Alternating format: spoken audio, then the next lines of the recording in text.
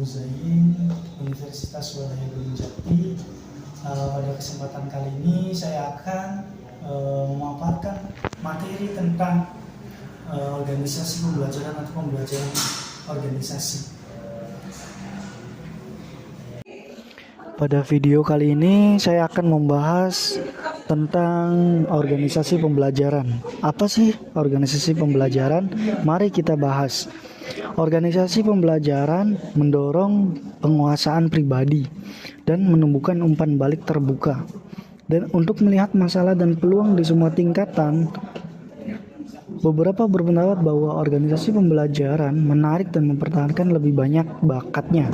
Yang lain mengatakan bahwa ada keunggulan kompetitif untuk sebuah organisasi yang orang-orangnya belajar lebih cepat daripada orang-orang dari organisasi lainnya. Berikut adalah 6 karakteristik yang paling umum dimiliki.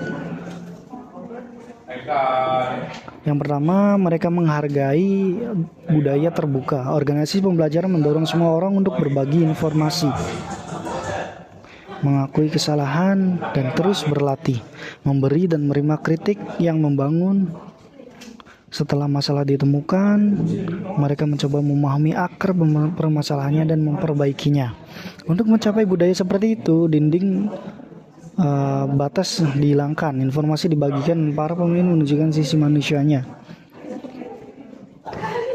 Mereka merancang dan melaksanakan umpan balik. Ini yang kedua ya, feedback loops.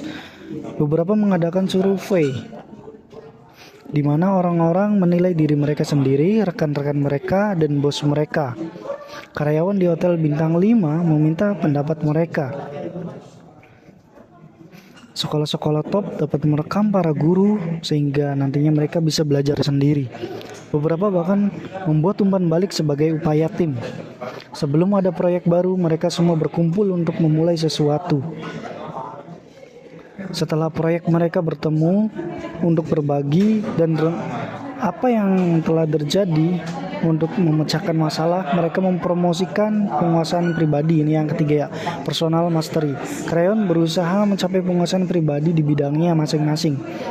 Begitu mereka menjadi ahli, mereka merasa bangga dengan pekerjaan mereka. Mereka termotivasi secara intrinsik dan mereka dapat membuat perubahan positif dimanapun mereka berada.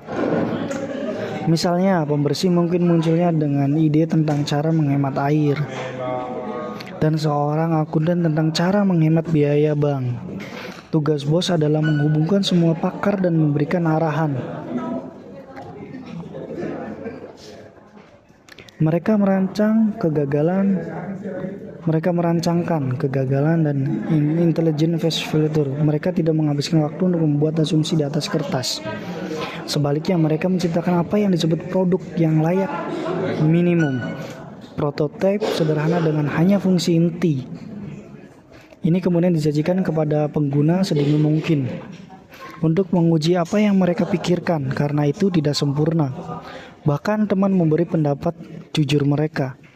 Tujuannya gagal dengan cepat, tetapi kumpulkan informasi yang cerdas dan aktual sehingga Anda dapat meningkatkan lebih maju lagi. Yang keempat, best practice. Picasso mengatakan, meminjam seniman yang baik, mencuri seniman hebat. Organisasi pembelajaran mempelajari orang lain, mencuri praktik terbaik, dan kemudian menerapkannya dengan cepat. Surat kabar The Economist menerima saran dari George Orwell. Para editornya tidak pernah menggunakan jargon. Jika bahasanya Inggris sehari-hari berfungsi, pabrik-pabrik percetakan mencuri pisau cukur. Model bisnis dari Gillette menjual printer murah tapi tinta mahal. Mereka menumbuhkan visi bersama yang organisasi pembelajaran akan beruntung ketika semua anggota memiliki visi yang sama.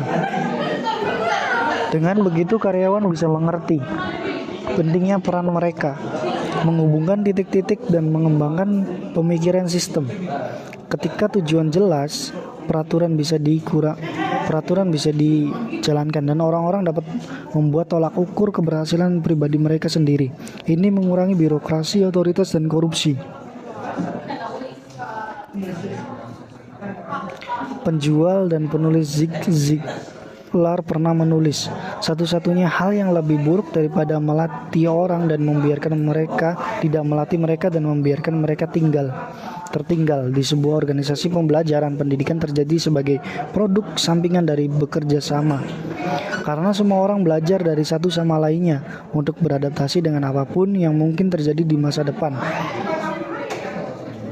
Jika Anda menyukai video saya, maka like, subscribe, dan comment.